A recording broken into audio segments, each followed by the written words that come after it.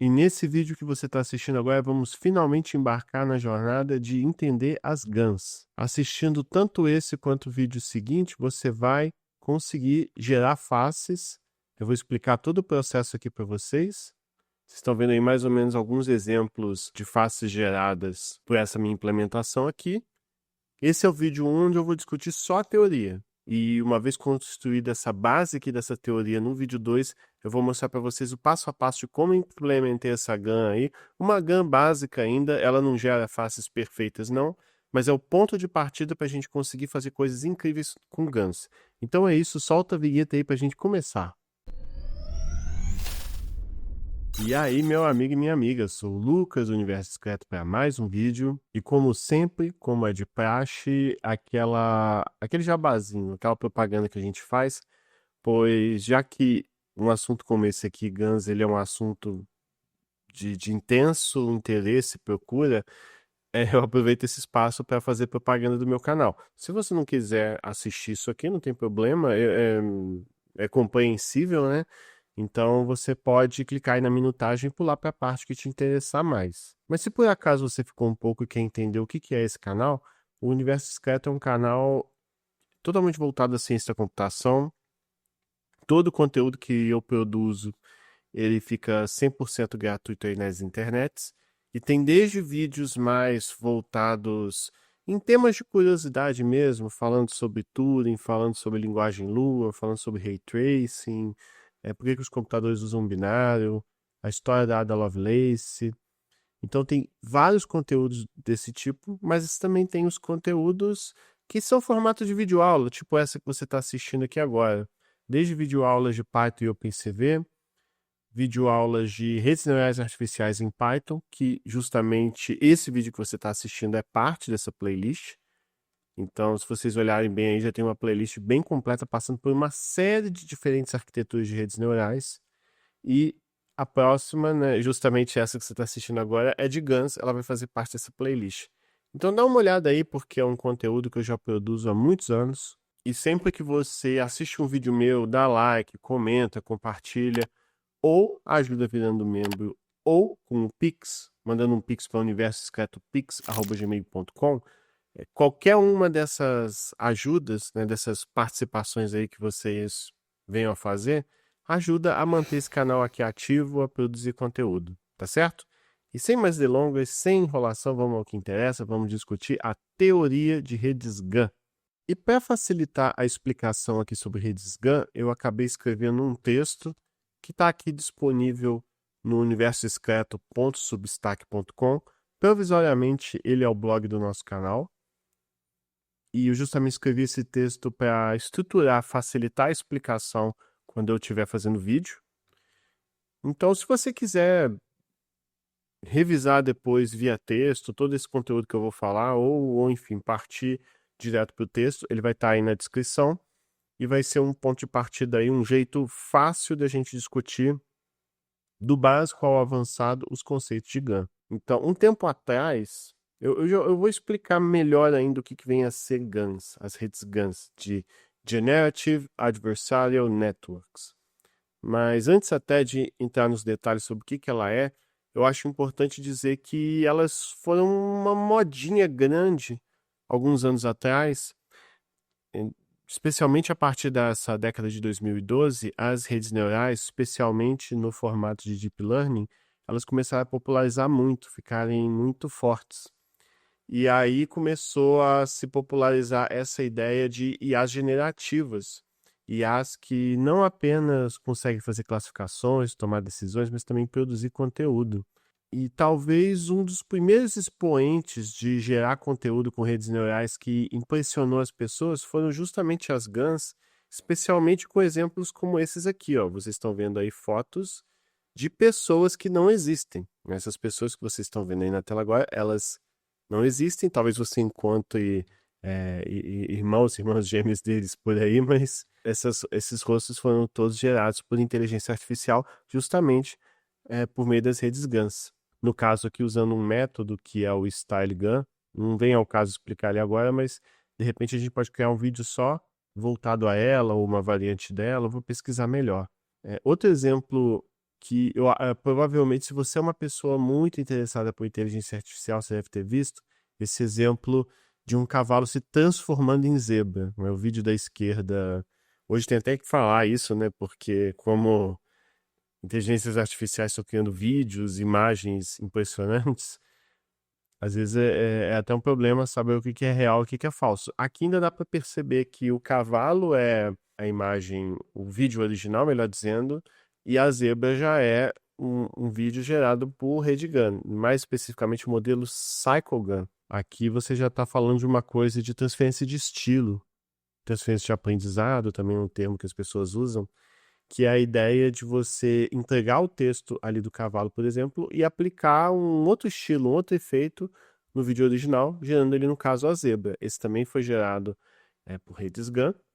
Então, muito desse fenômeno inicial de gerar pinturas, por exemplo, pegar uma foto que você tirou numa festa de aniversário e aplicar o estilo de Van Gogh ou outros pintores, tudo isso foi com as redes GAN. É bem interessante, pois a ideia desse tipo de rede é bastante simples. As redes GAN surgiram em 2014, o que é ao mesmo tempo pouco tempo e muito tempo. No caso de tecnologia e inteligência artificial, 2014 é até um pouco, eu não diria pré-histórico, mas é muito tempo atrás, no contexto de inteligência artificial. E ela foi criada em 2014 por Ian Goodfellow, que inclusive ele é autor de um livro de inteligência artificial muito bom.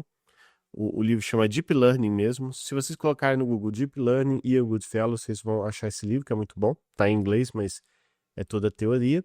E nasceu de uma discussão de bar. Isso é bem interessante, pois o Goodfellow estava discutindo com a equipe dele no bar e meio que surgiu um papo de: e se eu pegasse duas redes neurais artificiais diferentes e botassem elas para serem treinadas juntas, como se elas estivessem disputando um jogo, um contra a outra? Seria possível que uma ajudasse a outra a melhorar? Não foi exatamente essa discussão, mas com essas palavras, é melhor dizendo. Mas foi uma discussão nesse sentido, e a equipe do Goodfellow, os colegas dele ali no bar, estavam bem reticentes sobre a chance disso dar certo, pois experiências parecidas com outros modelos davam muito errado. Mas o Goodfellow, ele acreditava que tinha uma chance de funcionar. E ele tinha bebido, né? E mesmo ainda sob o efeito do álcool, depois, quando ele chegou em casa, ele foi, tentou implementar e deu certo. E ele viu que sim, era possível, dependendo da forma como você fazia, pegar duas redes neurais artificiais diferentes e colocar elas para trabalharem juntas, mas numa espécie de jogo onde uma tenta vencer a outra. E nesse processo as duas melhoram. Não à toa, é por isso que você tem o adversário no nome, porque as redes são adversárias, uma está tentando vencer a outra, e o generative no sentido de que você acaba, dentro dessas duas redes, uma é generativa ou gerativa, né, dependendo da sua preocupação com a língua portuguesa. É porque tem gente que fala que não existe o generativo, que é gerativo, mas não veio ao caso falar isso agora. Hoje em dia, talvez surja até uma dúvida que você que está assistindo o vídeo agora vai pensar, que é, pô, e o ChatGPT, e o Midjourney, as ferramentas que geram imagem a partir de texto, tipo as IAs chinesas, como o Qwen, elas usam GAN, Lucas? E na verdade não usam. Se eu não me engano, é alguma coisa baseada em modelo de difusão mesmo, que eu espero um dia também fazer vídeo falando de modelos de difusão. Mas assim, quando a gente fala de GAN ou de modelo de difusão, existe um universo de variantes e possibilidades ali. É possível que alguma dessas IAs que geram imagem a partir de texto, que a gente usa muito, podem no meio ter abordagens adversariais do seu treinamento também. Então, isso não significa que o fato do grande auge da GAN ter passado, né, como até o texto diz, foi mais ou menos entre 2017 e 2020, o grande momento delas, mas nada impede que no futuro elas voltem de novo aí com alguma outra descoberta, alguma outra novidade. E também nada impede que você treine modelos de linguagem mesmo, de texto ou de imagem, com abordagens adversariais. né? Isso aí é uma coisa que é muito usada até hoje. Então, vale a pena você estudar e entender essa teoria, pois você não, isso não é exclusivo para imagem, né? A GAN não é exclusiva para imagem, ela pode servir para áudio, pode servir para texto, pode servir para abordagens onde você tem uma espécie de jogo, aonde dois modelos, dois algoritmos, duas técnicas trabalham juntas no intuito de uma aprimorar a outra. Então, por isso que vale muito a pena você acompanhar esse conteúdo aqui. Então, vamos ao que interessa e de fato entender o que são as GANs, de fato, né? Pois eu falei só a questão de serem duas redes. Pegando a definição igual está aqui no meu texto, a rede GAN é uma arquitetura de Deep Learning bastante útil para produzir mídias como imagem, texto ou vídeo sintéticas a partir de dados de treinamento. Então, ainda que de certa forma, por exemplo, você gera um rosto do nada entre aspas, né?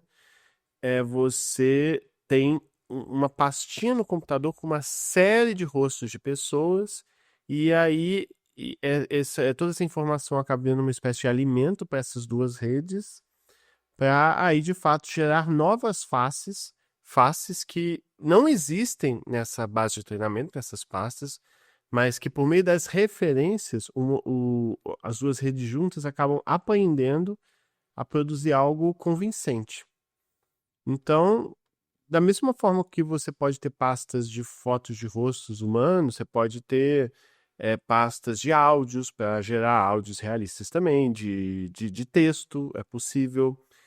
Inclusive, tem até um vídeo no meu canal, depois eu vou colocar aí na descrição para vocês verem, que eu falo de uma pesquisa do pessoal, se eu não me engano, é da COP, na UFRJ, que eles usam GANs para gerar imagens médicas, por exemplo, agora eu não lembro exatamente qual exame que é, mas é imagem de pulmão. Tipo, vamos supor raio-x de pulmão, porque para você treinar modelos capazes de diagnosticar uma doença ou não, vamos supor, pneumonia, você precisa treinar um modelo com imagens de raio-x de pacientes saudáveis e pacientes com a pneumonia, por exemplo. E geralmente o volume de imagens de pacientes com pneumonia é menor, porque estatisticamente falando, você tem mais pessoas saudáveis do que pessoas com essa doença na população em geral, ainda bem. Mas então a ideia deles é o quê? É usar GANs para gerar imagens do que parecem ser pessoas com pneumonia. Aí, claro, você tem médicos acompanhando o processo, olhando as chapas para ver se aquelas imagens fazem sentido ou não. Mas é bem legal. Então eu vou deixar também na descrição que é um bom exemplo de aplicação com GAN, com pesquisa que é feita hoje em dia. E é muito bom para isso. Mas beleza. Sabemos então que ela é usada para gerar esse tipo de conteúdo sintético. O foco aqui nosso vai ser em imagem, mas eventualmente a gente pode produzir conteúdos também usando o GAN para gerar áudio, gerar texto. Mas agora vamos falar de uma coisa que é até um pouco clichê dessa área, pois quando a gente explica GAN, geralmente a gente usa a analogia de que as duas redes trabalhando ou se enfrentando é como se fosse um falsificador de dinheiro e um policial, né? Uma rede vai ser o falsificador de dinheiro e a outra vai ser o policial. Essa analogia é bem clichê, geralmente usam muito ela para explicar GAN, e não à toa, no artigo original de GANs, que também vou colocar aí na descrição, um artigo escrito pelo Goodfellow e equipe, ele também usa essa analogia. Então, o próprio criador da rede GAN foi o primeiro a usar essa metáfora do falsificador de dinheiro e do policial, mas assim, é a explicação perfeita para entender. Então, se você está acompanhando aqui e é a primeira vez que você está entendendo mais profundamente, então vem junto comigo nessa metáfora, nessa analogia que ela é muito boa mesmo para entender. Eu até peguei o trecho original do artigo e traduzi, né? Adaptei para explicar, tá mais ou menos esse trecho aqui. E está dizendo o seguinte: nas redes adversárias, o gerador funciona como um falsificador tentando criar amostras falsas que pareçam reais, enquanto o discriminador age como um policial tentando identificar o que é falso. Então, olha isso. Agora, as nossas duas redes têm nome. Um é o gerador e o outro é o discriminador. Então, são essas duas redes aí trabalhando juntas. E como é que funciona a interação entre elas? É basicamente o seguinte: Como eu falei para vocês, vai ter a pastinha no computador com fotos de faces, de rostos. E qual que é o objetivo desses dois aqui no jogo agora? Você vai ter o gerador, que o objetivo dele vai ser criar, desenhar rostos perfeitos, rostos humanos, e o discriminador vai ter o papel de olhar o rosto e dizer se realmente parece o rosto de uma pessoa de verdade ou não. Então, esse jogo aqui que os dois estão jogando. E é como se cada um tivesse uma rodada, cada um tem o seu round. Na primeira tentativa, o gerador ele vai desenhar uma face do que parece ser um rosto humano, mas como é a primeira vez que eles estão jogando, o gerador não sabe direito ainda desenhar. Então ele vai desenhar uma coisa feia, né? Vai fazer redondinho, vai ser tipo boneco palito, vai botar dois olhinhos, vai botar uma boca, sabe? Um negócio que definitivamente não parece um rosto humano. E o que ele vai fazer? Ele vai entregar isso para o discriminador. O discriminador vai receber misturado rostos reais de verdade. Então, assim, o discriminador a princípio não sabe, mas ele vai receber misturado uma série de fotos. Fotos de rostos de verdade, que veio dessa pastilha desse computador, e no meio algumas fotos criadas pelo gerador, fotos fake. E aí ele vai olhar cada um e dizer se é fake ou não, né? Tipo como se ele tivesse um carimbo assim, e é fake. Essa aqui não é de verdade, é fake. Claro que ele não é totalmente sim e não. Ele sempre vai informar isso com uma probabilidade. 70% de ser real, 50% de ser real, por aí vai. Então ele vai entregar essa informação e vai devolver para o gerador. Aí o gerador vai olhar e vai ver o quão boa foi a tentativa dele. É, na primeira tentativa, o gerador vai muito mal, porque não sabe ainda ver rostos. E ele vai ver claramente o tamanho do erro e onde errou. Aí nisso, o que, que o gerador vai fazer? Ele vai se ajustar. Ele vai refletir sobre os erros que ele cometeu desenhando faces e vai desenhar novas faces, mas dessa vez um pouco melhores, um pouco mais parecidas com a pastinha do computador. E nisso ele vai entregar para o discriminador de novo, que vai analisar, vai continuar sabendo diferenciar, mas dessa vez ele vai ter uma dificuldade maior. E assim sucessivamente. Aí ele vai jogar de volta para o gerador vai melhorar, o discriminador vai receber aqueles novos rostos desenhados e vai diferenciar com mais dificuldade ainda. E eles vão fazer isso milhões de vezes, vai fazer esse jogo milhões de vezes, até que vai chegar um momento que o gerador, ou falsificador de dinheiro ali no caso, ele vai conseguir fazer tão bem um rosto falso ou fazer tão bem um dinheiro que o discriminador vai ser incapaz de diferenciar. E quando isso acontece, o procedimento acaba. E essa que é a ideia. É essa que é a ideia dessa abordagem aí adversarial.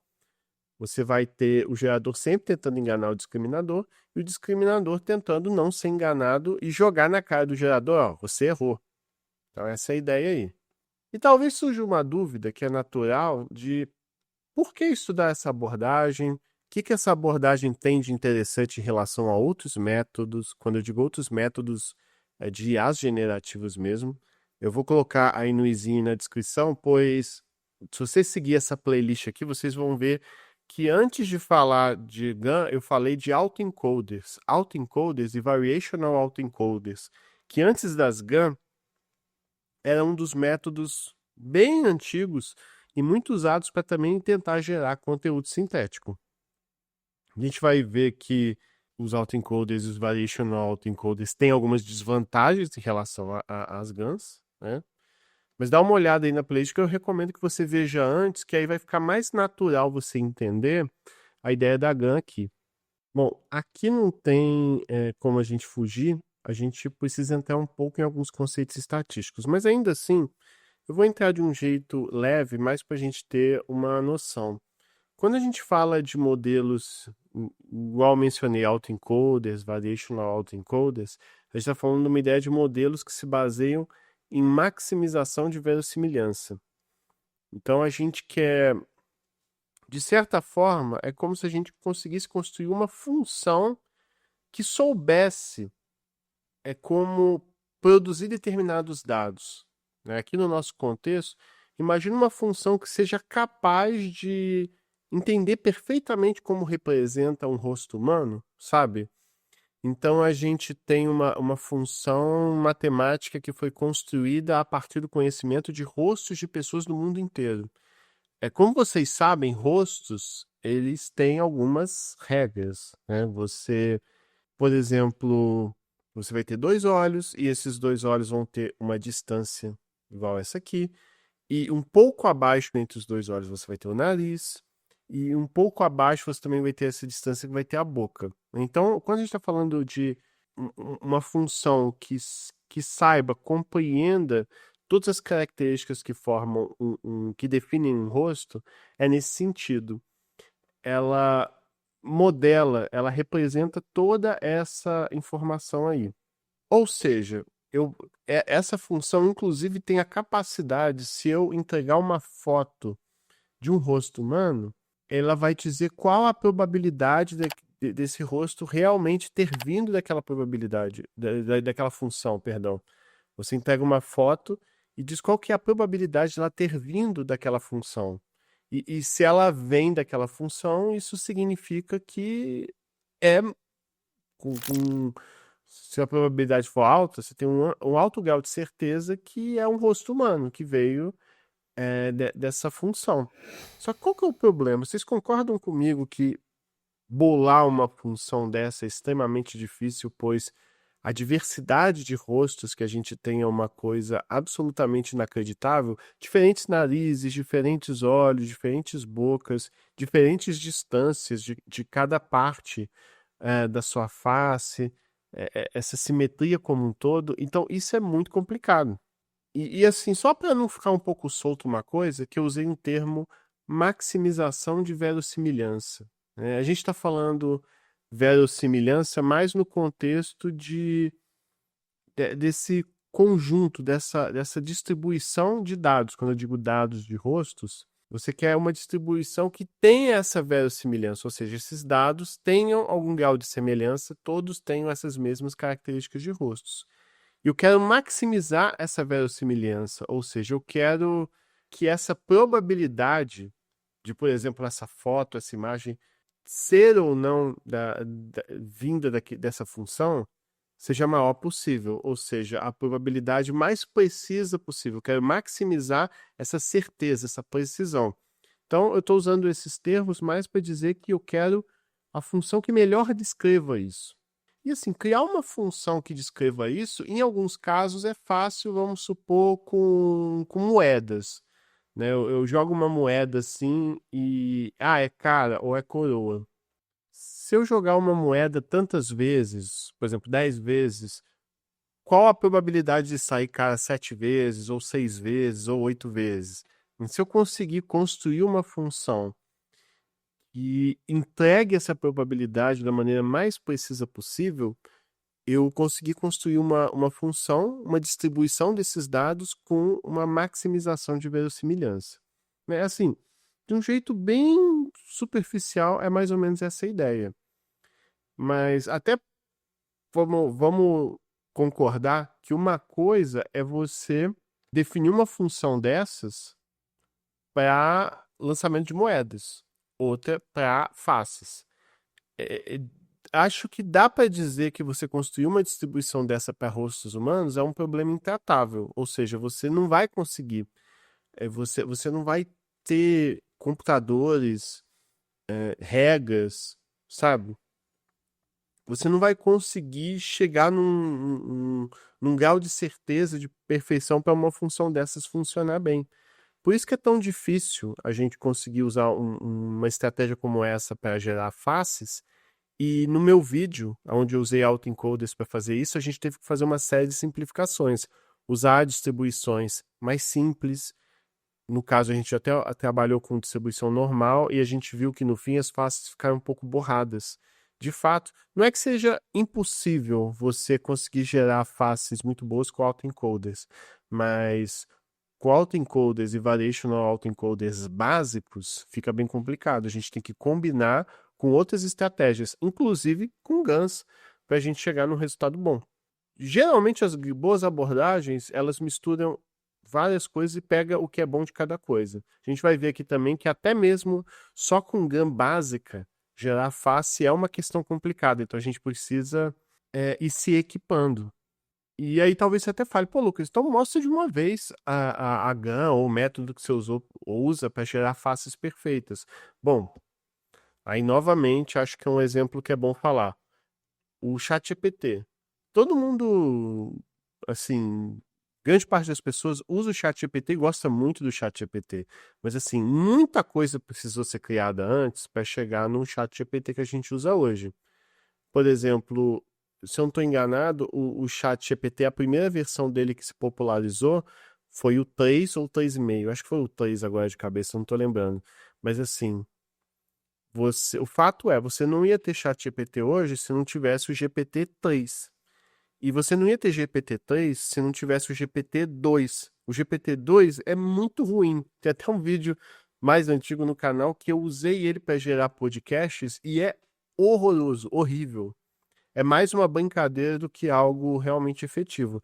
E antes do GPT-2, você teve o GPT básico, outros modelos como o BERT e tal, que são bem piores e que muitos não são nem mais tão usados hoje em dia, mas para você chegar nele, para você entender o ChatGPT, você precisa entender todos esses outros que vieram antes, porque eles acabam sendo evoluções e dando insights para você, enfim, chegar nessa versão mais robusta. E por isso que a gente está aqui nessa jornada, nessa luta para entender GAN, para depois chegar em modelos de difusão e um dia até fazer o nosso próprio gerador de imagens a partir de texto, né? Isso aí é o sonho, né? Mas vamos chegar lá. A gente está discutindo como é complicado. Não basta a gente entender bem o que é uma boca, um nariz ou uma orelha. A gente precisa entender bem a relação entre esses elementos da face todos juntos, né? Para um rosto ficar harmonioso, ficar natural, porque é muito fácil você fazer um rosto que não fique tão bom e caia naquele famoso problema de um Uncanny Valley. É algo que é um rosto um pouco mais realista, mas não o bastante para você encarar como algo que seja um rosto de verdade, causando aquele vale da estranheza. Então a gente tá num ponto aqui que é meio perigoso a gente cair nesse problema. Então a gente também tem que saber combinar bem a orelha com aquele olho e a posição do olho com o nariz, boca. Ajustar todos os elementos para a aparência ficar natural. Então concordamos que é inviável a gente conseguir criar uma função, qualquer tipo de função que consiga gerar rostos perfeitamente, compreender perfeitamente o que é um rosto, ou você entregar uma foto de um rosto e essa função dizer, ó, isso tem 70% de probabilidade de ser um rosto real ou não, por aí vai. Então, a GAN acaba fugindo dessa abordagem. Enquanto o autoencoder e o variational autoencoder e suas técnicas similares, elas tentam realmente criar essa função, a GAN fala, não, não vou criar essa função, não.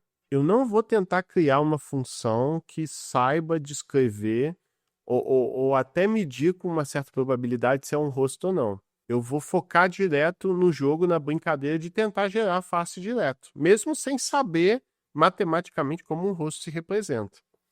Então você vai direto para a ideia do jogo de duas redes, uma tentando aprimorar a outra, e essa função, e aí que vem esse ponto. Então, Lucas, na GAN, não existe essa função, ela implicitamente existe, mas você não tem acesso a ela, você não consegue ver ela, você não consegue representar ela.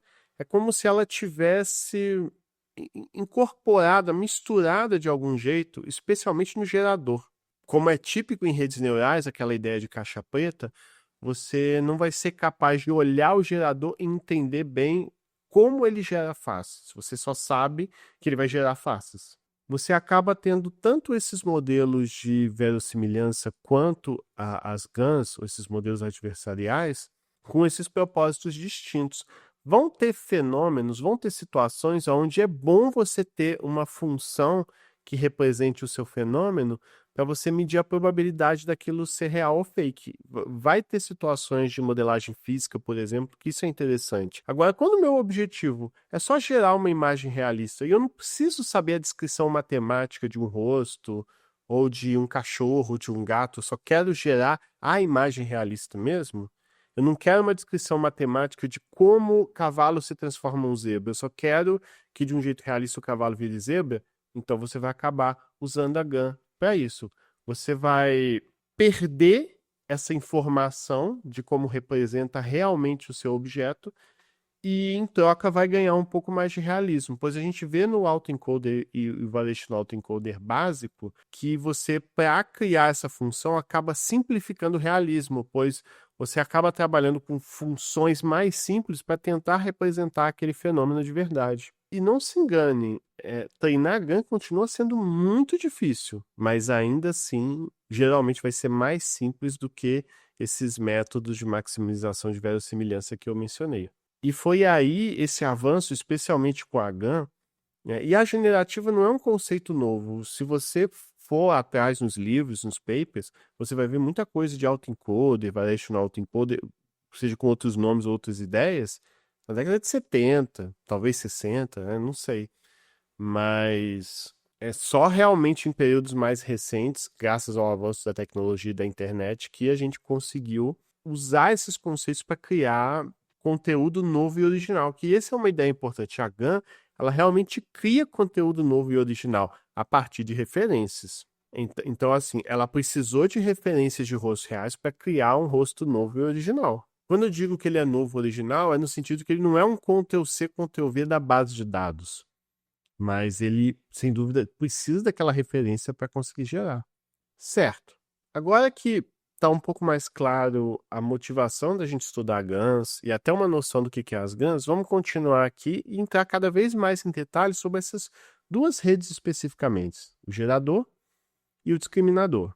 Como é que o gerador ele vai gerar faces? Ele vai gerar faces a partir de um ruído aleatório. Isso é uma coisa que a gente não tinha abordado antes. É como se... Imagina que o gerador e o discriminador, eles já estão treinados, tá certo? Eles já estão lá treinados, bonitinho. Como é que o gerador, ele gera uma face? É como se eu sorteasse um númerozinho, um valorzinho aleatório, vai ser um vetor de ruído aleatório, que eu estou dizendo ali. Aí esse carinha que eu sorteio, eu jogo ele no gerador. E isso produz uma face, né? Então, é como se de fato eu sorteasse um valor para o gerador. Eu entrego, é como se o gerador fosse uma função que eu entrego um valorzinho sorteado aleatório e esse valorzinho se transforma em uma face. E sempre que eu entregar o mesmo valor aleatório, ele vai sempre gerar a mesma face. Se eu mudar o valor, vai mudar a face também. Então esse é um ponto importante. E o discriminador, né, como a gente falou, avalia se os dados são reais ou falsos. Eu até botei a imagem aqui do Messi e do Cristiano Ronaldo, por quê? Porque justamente para ilustrar que era um jogo onde os dois se melhoram mutuamente. Tanto o gerador quanto o discriminador, eles melhoram. Às vezes a gente pensa que nesse processo só o gerador está melhorando enquanto o discriminador já sabe, mas o próprio discriminador ele aprende a diferenciar melhor os detalhes também. Então, as duas redes elas começam mal. Geralmente o discriminador ele começa um pouco melhor, pois o trabalho dele no começo é mais fácil. O gerador vai gerar coisas bem ruins no começo e vai ser fácil para o discriminador diferenciar. E aí, com o tempo, à medida que o gerador vai melhorando, né, o Messi vai fazendo mais gols, jogando mais, aí o discriminador, vamos supor que o Cristiano Ronaldo, o Messi fez 3 gols no último jogo, vou ter que fazer 5 agora. Aí, na próxima partida, o Messi, o Cristiano Ronaldo fez 5, vou ter que fazer 8 agora, vou ter que fazer 91 gols no ano, e por aí vai. Então, eu botei essa foto mais por essa analogia, essa brincadeira, que de fato os dois começam, né, com, enfim, suas limitações e tal, e um vai fazendo o outro melhorar. Acho que os próprios já. O Cristiano Ronaldo, tenho quase certeza, já deu entrevista falando que de fato isso o motivou. E acontece com a GAN também, né? Pensa que a GAN, o discriminador e o gerador, um é Cristiano Ronaldo, outro é Messi. Não sei qual é qual, mas a ideia é essa. E aí, gente, para ter uma ilustração mais passo a passo e didática, eu peguei uma imagem de uma videoaula do MIT, que eu também vou deixar na descrição, muito boa, que eu acho que vai ajudar a entender realmente o passo a passo do processo de treinamento. Vocês podem imaginar aí essa linha. Você tem uma linha aqui tanto para o discriminador quanto o gerador. Imagina que essa linha, cada ponto é uma face de pessoas. Claro que no exemplo real, não dá para você colocar isso numa linha só, nem no 2D, nem no 3D. Você teria milhares de dimensões para a face, mas só para a gente ter um exemplo didático aqui, né? Um exemplo trivial. Então imagina que você tem nessa linha aqui, cada ponto é face, e os pontos verdes são rostos de pessoas que existem mesmo, rostos reais. Enquanto esses de cor salmão são rostos que claramente são fake, tá desenhado errado, a boca, não fez a boca direito, não sei, colocou o nariz onde era para ter o olho, sei lá, os rostos não tão rostos de verdade, né? Rostos harmoniosos que realmente pareçam de pessoas. Então, o que que acontece? Quando o gerador vai produzir rostos, ele vai produzir nesses pontos aqui que estão muito distantes do discriminador. O discriminador vai, por exemplo, pegar alguns rostos reais, que vêm da base de treinamento, que são esses pontos verdes, e esse salmão que ele recebeu do gerador. Uma distância aqui é clara, é óbvia, é nítida, o discriminador vai saber diferenciar com perfeição um do outro. Mas observa que, igual eu falei para vocês, o discriminador ainda não sabe direito, ele está aprendendo esse processo. Então, o que que acontece? Imagina aqui que para cada rosto, o discriminador ele dá uma nota. Vai ser a função ali de probabilidade. Ele vai dar uma nota. Um valor entre 0 e 1 para cada rosto. Quando o valor estiver próximo de 0, ele está indicando que ó, esse rosto não é real. E quando ele indica um valor próximo de 1, aí ele está dizendo que aquele rosto é real mesmo. Observa que na primeira vez que ele dá notas, ele se confunde um pouco. Aí, como é típico em redes neurais, se você não entender bem esse processo da rede neural se melhorar, eu recomendo que você volte aos vídeos anteriores para entender um pouco melhor método gradiente, esse negócio todo. Mas, enfim, a rede ajusta seus parâmetros internos e aprende a dizer com perfeição, pô, esses 3 rostinhos verdes aqui são rostos de pessoas mesmo, enquanto os salmão não são, e vai dar nota tipo 1 e 0 mesmo. Ele realmente vai fazer um trabalho perfeito aqui de diferenciar. E ao fazer isso, ele vai dar um feedback para o gerador dizendo, olha só, esses rostos aqui que você gerou, eu classifiquei todos com nota 0, tá? Seu trabalho está muito ruim. É tipo aquele meme assim de, sei lá, muito bom e você marcou só uma estrela. Tipo, parabéns, tá? Ficou muito ruim. Parabéns, muito ruim. E aí o que que vai acontecer? O gerador vai ficar tristinho, vai ficar pensando, pô, mandei mal, fiz um trabalho muito ruim. Vou tentar agora, baseado nesse feedback, nessa informação que o discriminador me deu, vou tentar gerar rostos um pouco melhores agora. Aí olha o que acontece.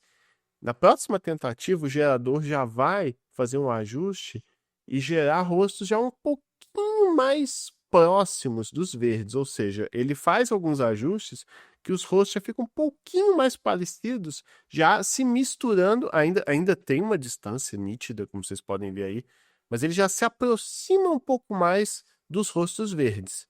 Então ele já começa a criar rostos sintéticos, rostos fakes, mais parecidos com o discriminador. Entrega essa informação para o discriminador e olha o que acontece. Ó, o discriminador já dá uma confundida. Ele continua dando nota 1 para aqueles rostos de antes, mas as notas dos novos rostos gerados pelo gerador, que são esses salmão, ó, eles não estão tão longe de 1. Eles ainda estão com notas claramente mais baixas, mas se aproximando de 1. Aí nisso o discriminador vai fazer aquele ajuste interno e tudo mais. E olha o que acontece. Ele se ajusta internamente, ele faz uns ajustes de seus parâmetros internos e melhora a avaliação. Os 3 rostos verdes estão no 1, e a nota dos rostos gerados, esses novos rostos que o gerador gerou, não estão no 0, mas estão com uma nota, sei lá, 0,4, 0,3, meio. Claramente o gerador evoluiu, mas não está perfeito. Aí isso motiva o gerador. Aí o gerador, opa, agora estou melhorando. Então, baseado nesse feedback que o discriminador vai dar, ele vai gerar novos rostos, e aí agora ele está gerando um negócio aqui que se mistura perfeitamente com o discriminador. Ó. Você vê que a posição dos pontos salmão está misturado com os pontos verdes. Aqui você já bate o olho e fica bem difícil saber o que que é face real e o que que é face fake. Eu acabei não colocando a foto ali final, mas ia chegar num ponto que você teria uma imagem tipo essa daqui, onde os pontos verdes estão misturados com o salmão e todos com nota. Não vou nem dizer todos com nota 1, mas talvez todos com nota meio. Né? O fato é, o discriminador ele é incapaz de ter certeza se o rosto é fake ou não. E aí, quando isso acontece, essa é a situação ideal que acontece aonde você interrompe assim o processo. Quando chega nesse ponto, a gente assume que o gerador entendeu implicitamente a distribuição dos dados reais. Então, ele aprendeu internamente a função de como se representa uma face. A gente não tem acesso diretamente a essa função, essa informação, mas implicitamente aquele conhecimento está ali dentro. Bom, e agora que temos um entendimento bastante, não vou dizer completo, mas, enfim, um entendimento com começo, meio e fim do que a GAN faz, agora o que falta é a gente entender esses pormenores com a matemática junto, mas mantendo esse didatismo, esse fator didático aí que a gente usa muito aqui no canal. Então aqui tem um diagrama que eu também me baseei naquela aula do MIT aqui para mostrar para vocês esse processo que eu estava explicando. Então a gente tem tanto o gerador G quanto o discriminador D. E a ideia qual que é? Você vai entregar um ruído Z, que é aquele vetor com valores aleatórios. Você entrega isso para a função G já treinada. E isso ele vai gerar um X falso. E o que é esse X falso? É, por exemplo, uma foto de um rosto fake. E aí essa foto desse rosto fake é entregue também com foto de rosto real para o discriminador ser capaz de dizer, dar a informação Y de qual que é a probabilidade de X falso ser um rosto real e de X real ser um rosto real. Você acaba entregando várias fotos falsas e reais ao mesmo tempo durante o treinamento. Quando a gente tiver a videoaula de código, eu vou mostrar que isso é até um dos parâmetros que você define. Você vai definindo os bets e aí você vai definindo quantas imagens simultaneamente o discriminador faz esse trabalho. Mas é isso, você sempre entrega conjuntos de imagens, tanto falsas quanto reais, para D. E D tenta identificar as instâncias, as fotos sintetizadas. Mas a gente não está muito preocupado com o D no fim das contas.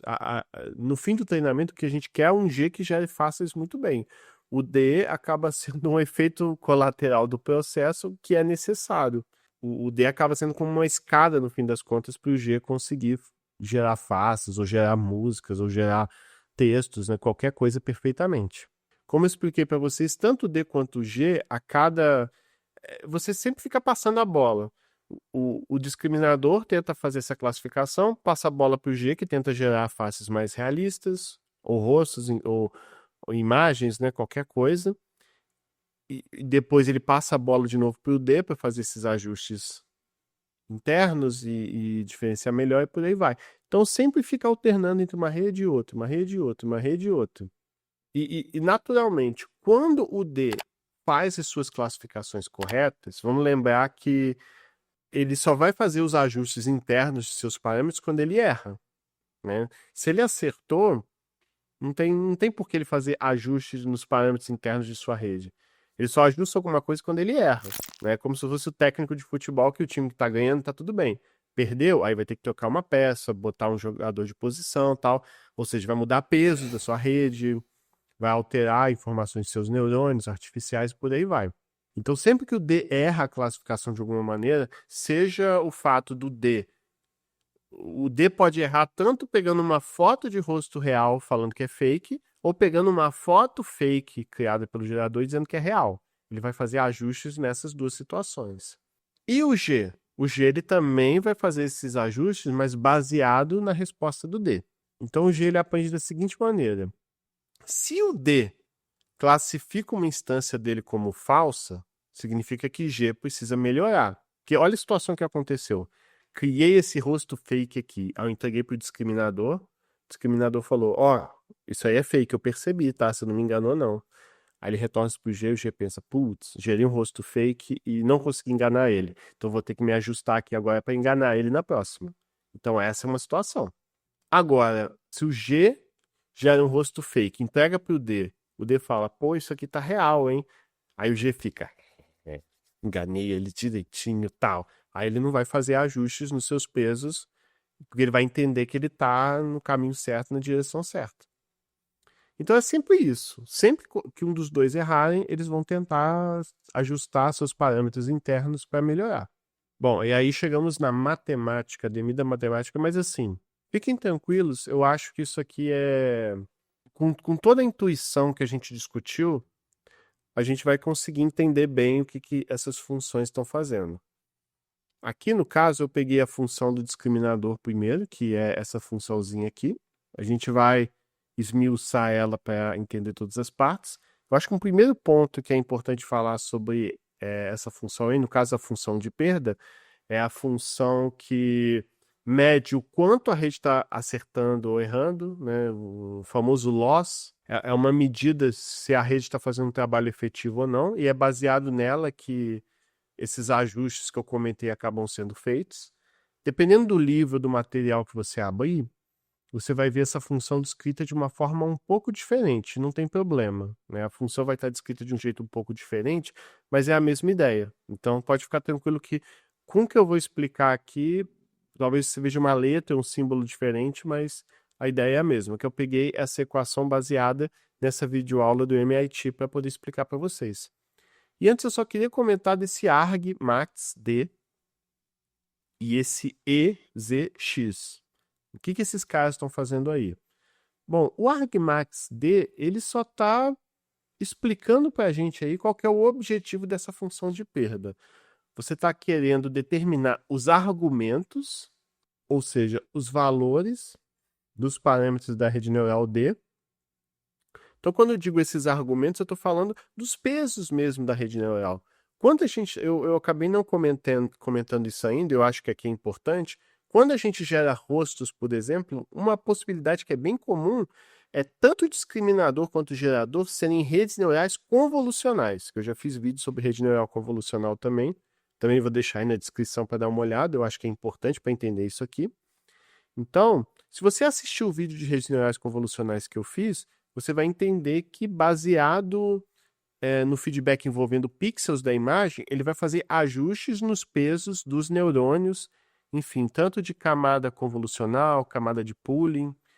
E o argmax ali, na verdade, está dizendo que o nosso objetivo é maximizar esses argumentos, esses pesos, esses valores dessa rede neural D, para maximizar aquela expressão. Então, o nosso objetivo aqui é achar os pesos da rede neural que vão jogar esses valores para cima, para o alto. Então, a gente quer que essa função dê o valor mais alto possível. Se o discriminador estiver fazendo um bom trabalho, essa conta vai dar um valor bem alto. Se o discriminador estiver sendo incompetente, o valor dessa expressão como um todo vai ser baixo. Então, guarda essa informação que isso é importante para a gente entender. Se a rede estiver sabendo diferenciar bem um rosto real, rosto fake, essa conta como um todo vai ser alta. O valor dela vai ser alto. E o que é o EZX? O E, ele representa a expectativa ou valor esperado. Uma espécie de média ponderada. Então, vamos pensar aqui que, na verdade, eu estou fazendo um somatório, estou tirando uma média dessa expressão como um todo aqui, para diferentes valores de Z e de X. O que é X, Lucas? X é uma imagem, uma imagem de face, uma imagem real de face. É uma imagem que você tirou do conjunto de treinamento mesmo de faces. Já o Z é aquele vetor, é aquele valor sorteadinho ao acaso que dá uma face. Então, o que a gente quer? A gente imagina que a gente tem todos os valores possíveis de Z e de X, e eu vou tirar uma média de todos eles. E ao tirar uma média de todos esses caras, eu quero que o valor seja o mais alto possível. Isso vai indicar para a gente que o discriminador ele está fazendo um bom trabalho. Então é como se a gente quisesse, é como se a gente estivesse testando para todas as imagens de face possíveis e todos os meus Z, Porque vamos lembrar, o meu Z vai gerar uma imagem fake. E o X já é a imagem de rosto real mesmo. Eu quero uma expressão, uma conta, que calculando a média de todo esse cara aí, para todas essas possibilidades de Z e de X, o valor seja o mais alto possível. Isso vai indicar que o discriminador faz um bom trabalho. Eu sei que é um pouco abstrato essas coisas, mas se você entender isso pela intuição, acaba sendo uma introdução excelente para você conseguir começar a trabalhar com GANs. Então, não se preocupe. Ah, Lucas, e por que tem log? Geralmente, esse tipo de coisa acaba gerando bastante dúvida, né?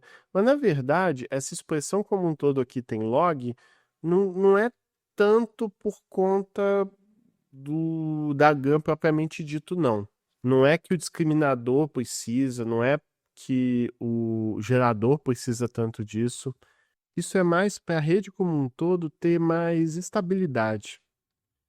A gente poderia recriar essa expressão aqui toda sem log, só que a gente ia perceber que provavelmente a rede não ia convergir, não ia chegar em resultados tão bons do que com a inserção do log. De maneira geral, independente do tipo de rede neural que você está trabalhando, quando você insere logs, né, quando a gente estuda logaritmos mesmo no ensino médio, na faculdade, a gente vê que logaritmos acabam sendo uma estratégia bem interessante de você transformar multiplicações complexas em somas. E ao transformar multiplicações em somas, vamos concordar que é muito mais simples, né? Também tem a ver com a questão de derivada. Como a gente até vê no vídeo anterior, lá, mais antigo, que a gente fala de método de gradiente, a gente entende um pouco melhor que para a rede neural saber onde fazer os seus ajustes, ela tenta maximizar essa função de perda. E maximiza essa função de perda onde? É na direção aonde a derivada, aonde o gradiente ele é zero. Ali vai, como a gente estuda em cálculo, né, você tem um indicativo de máximo, de mínimo, todas essas coisas. Então a derivada acaba dando uma informação para a gente de onde fazer esse ajuste, e a gente vê que quando você está trabalhando com funções com logaritmo, a derivada tende a ficar mais sob controle, tende a ficar mais estável, especialmente quando você tem valores muito altos ou muito baixos. Logaritmos são muito bons para determinar escalas assim de funções, escalas razoáveis. Então, geralmente é por isso que você vai ver logaritmos em funções desse tipo. Logaritmos são grandes amigas de redes neurais, ajudam a colocar elas sob controle, né? É como se fosse um remedinho assim que, ó, calma, vai dar tudo certo, fica bem, e vai te ajudar aí. Então é por isso que tem o logaritmo ali. Bom, agora vamos efetivamente entender esses dois termos, o log de dx e esse log de 1 menos dg de z. X, como conversamos, é a amostra real. No nosso exemplo aqui, você pode imaginar o X como os pixels que compõem uma face de um rosto que existe mesmo. E quando a gente entrega X para o D, vamos lembrar quem que é o D? O D é a rede discriminadora. É ela que diz se o rosto é real ou fake. Aí vamos lembrar, qual que é o objetivo do discriminador? O discriminador ele não quer acertar, ele não quer olhar uma face e dizer que aquela face é realmente uma face. Então, a gente quer que esse dx aqui seja próximo de 1. Esse que é o nosso objetivo. A gente quer que esse dx seja próximo de 1. E quando a gente tem log de 1, isso vai dar 0. Aí isso vai causar um estranhamento. Ô, Lucas, mas peraí. X é a imagem de rosto de verdade. D de x a gente quer que seja 1. Se o discriminador está fazendo um bom trabalho, D de x vai ser 1. É um valor entre 0 e 1. Se dx for 0, o discriminador está pegando um rosto real e dizendo que é fake. Não pode. D de 1 ele está pegando uma imagem de rosto real x, que é real mesmo. D de x, 1, ele está dizendo, pô, esse rosto aí é real e tal. Log de 1 dá 0. Aí você vai falar, ué, mas Lucas, quer dizer que quando o rosto ele está fazendo o trabalho certo, isso aqui, esse log de dx vai dar 0? A gente não quer maximizar a expressão? Sim, meu amigo e minha amiga, a gente quer que esse argmax, essa expressão, seja o valor mais alto possível. Mas quem disse que o valor mais alto possível vai ser 1 milhão, 2 milhões, 3 milhões? Talvez o maior valor possível disso aqui tudo seja zero. E tudo abaixo de zero seja um problema. Então, grava isso, que isso é muito importante. Pensa que nessa expressão aí, o que a gente quer, uma coisa que pode ser boa aqui pra gente, é a expressão como um todo ser zero, e valores abaixo de zero dessa média como um todo, aí sim se torna um grande problema. Vamos até examinar isso. Imagine uma situação que D está errando. Se D está errando, isso significa que ele está pegando uma imagem X e está dando uma probabilidade próxima de zero, ou seja, D de X, zero. Ou seja, ele pegou um X de uma imagem real e está dizendo que é fake. O discriminador está errando. Nesse caso, o log vai ser log de zero. Log de zero temos um problema. Talvez você pergunte, Lucas, qual que é a base? É log de base 10? É log de base 2? Se eu não me engano, nesse contexto aqui, a base não faz tanta diferença, não. Se eu não me engano. Eu não lembro agora se ele trabalha com... Geralmente, assim, em computação, a gente usa muita coisa log de base 2 aqui. Aqui talvez seja de base 2, mas se eu não me engano, aqui não faz tanta diferença a questão de base. Se por acaso fizer, eu vou colocar uma errata na descrição. Alguma diferença faz, mas assim, não é algo que eu me lembre tão determinante. Mas enfim, o fato é, o log de zero ali vai dar infinito. Bom, isso é um problema. Tipo, eu não vou representar infinito no computador. Então, para simplificar o exemplo, imagina que ele deu uma probabilidade não de zero, mas 0,001, né? Um cara muito baixinho. Isso faz com que log de 0,001 vai dar um valor negativo bem baixo, por exemplo, menos 3. Então, quanto maior o erro, ou seja, se o discriminador der um valor próximo de zero, ele está errando muito, significa que essa expressão log de dx vai dar negativo. A gente não quer que esse log de dx seja negativo, a gente quer que ele seja zero, porque a gente quer maximizar a função. Então aí a gente entende que aqui o papel desse log de dx é ver se o discriminador está acertando no trabalho de verificar se um rosto de face real é real mesmo. É essa a nossa meta aqui. Beleza, então entendemos o papel do log de dx, agora vamos entender o log de 1 menos dg de z. Se você entender um, acho que vai ficar natural entender o outro. Enquanto aquela primeira parte analisa se o discriminador cumpre bem o trabalho de ver um rosto real e dizer se é real, essa é a parte da expressão que vai verificar se o discriminador é competente no trabalho de verificar se um rosto fake é fake mesmo. Aí, olha que interessante, o G está dentro do D. Então, ó, vamos por partes. O que é G de Z? Imagina que G de Z é a função que você entrega Z para G e o G vai cuspir pixels de um rosto fake. Então, G de Z é a imagem fake, são os pixels que compõem uma imagem fake. E os pixels que compõem a imagem fake a gente vai entregar para o D. Aí, legal, ótimo.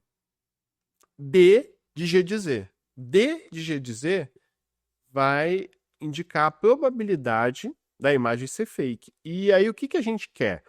A gente quer que o D de G de Z seja próximo de zero. Porque se D de G de Z for próximo de zero, significa que o discriminador D viu a imagem fake G de Z e falou, é fake, a probabilidade de ela ser real é próximo de zero. E aí, o que vai acontecer? A gente vai ter que fazer 1 menos... Aí eu não vou colocar aqui zero. Poderia ter colocado zero ali, né? Mas enfim. Então você vai ter aqui 1 menos zero. 1 menos zero vai dar o quê? Vai dar log de 1. Log de 1, zero de novo. Então o nosso objetivo no fim das contas, se o discriminador estiver fazendo um bom trabalho, é tanto o log de dx dar zero e o log de 1 menos d de z dar zero também. A gente quer que essa expressão como um todo fique mais... A média, a soma geral desse E aí, E de zx, quer que tudo se aproxime de zero. A gente não quer que log de dx tenha valores negativos e o log de 1 menos dg de z não tenha valores negativos também não. A gente não quer isso. Aí só para ver se a gente entendeu mesmo. O que acontece se o D errar? Se o D errar, G de Z é fake. DG de Z igual a 1 significa que o discriminador olhou a imagem fake GZ e falou, putz, esse cara aqui é real, só que ele é fake. Aí o que vai acontecer? A gente vai ter 1 menos 0,999, porque não pode dar 1, né? Porque se for log de 0, vai dar o problema do infinito de novo. Aí imagina que deu 1 menos 0,99999, cara, bem próximo de 1. Isso dá log igual a 0,0001, sei lá, um número qualquer aqui que eu peguei de exemplo, que dá um número negativo, tipo menos 4. Menos 4 é indesejado, porque eu quero que aquela expressão toda argmax seja mais próxima possível de 0 e não tenha negativos. Foi isso aí que aconteceu na expressão. Então a gente entende o papel, né, desses dois termos. Se qualquer um desses termos puxa a expressão para baixo, ou seja, para negativo, significa que ou o discriminador está pegando fotos reais dizendo que é fake, ou está pegando fotos fake e dizendo que são reais. Essa é a matemática do discriminador. Beleza? Dito isso, agora vamos para a matemática do gerador. Então temos aqui uma expressão parecida. Agora, a matemática do gerador, ele é bem mais simples. É só esse carinha aqui. Argmin de E, Z, X e o G ali. A analogia é muito parecida com a expressão do discriminador. Só que agora temos uma diferença. Enquanto a expressão do discriminador, toda essa média aqui, a gente queria que fosse o maior valor possível, ou seja, o mais próximo de 0, aqui a gente quer que essa expressão seja a mínima, o mais negativo possível. Então, essa expressão como um todo, a gente quer que seja o valor mais baixo possível. Esse argmin x, a gente quer que seja o mais baixo possível. E por que isso acontece, Lucas? Vamos entender. Novamente, vamos analisar esse termo aqui. Agora, do ponto de vista do gerador. O gerador G, ele quer enganar o discriminador. Se o G fizer um trabalho ruim, vamos ter D, G de Z, próximo de 0. Né? Lembra? G de Z é a imagem fake gerada pelo gerador, a partir do ruído Z. Aí o discriminador olha isso e fala, a probabilidade de ser real é 0, é fake. Aí o que vai acontecer? Se a gente jogar nessa expressão toda aqui, esse cara aqui vai ser próximo de 0. 1 menos 0 vai dar 1, log de 1 vai dar 0. Então, falhou. Eu não falei para vocês que eu quero que essa expressão aqui como um todo seja o menor possível? Se o discriminador fizer um bom trabalho, essa expressão vai ficar próxima de 0. Não é isso que a gente quer. A gente quer enganar o gerador. Desculpa, enganar o discriminador. Aí vamos supor que o discriminador foi tapeado, né? Foi enganado. Então, G dizer a imagem fake, a gente vai entregar para o discriminador vai falar 1, vai dizer, essa foto aí é real, tá? Confia. O gerador, essa imagem é real, confia, tá? O discriminador, beleza, eu achei que é real mesmo. Aí o que vai acontecer? Você vai ter algo tipo 1 menos 1 aqui, que aqui vai dar 1, não 1 exato, mas 0,99999 e tal. Então você vai ter log de 0,0001, sei lá, um valor bem pequeno, que vai dar um valor negativo. O que já deu certo, já que o objetivo daquela expressão é derrubar o gerador, jogar bem para baixo esses valores. Se você entendeu essas duas ideias, o que falta agora é, pum, junta tudo. E a expressão final da função de perda é aqueles dois, a matemática do discriminador e a matemática do gerador que estavam separados, a gente junta as duas numa expressão só. Então agora, ao mesmo tempo, você vai ter, especialmente aqui nessa expressão log de 1 menos d, g de z, o g vai tentar fazer com que aquele valor fique o mais negativo possível e o d vai se ajustar para que esse termo log de 1 menos d e tal aumente para ficar o mais perto de 0 possível. Vai ser essa batalha aqui que vai ser a queda de braço. O gerador tentando fazer esse cara ficar negativo e o d tentando levantar para ficar próximo de 0. E esse log de dx porque o discriminador ele não pode começar a errar a imagem real. Não faz sentido ele olhar uma imagem real e falar que é fake. Então, ele tem que enfrentar o gerador sem errar na imagem real mesmo.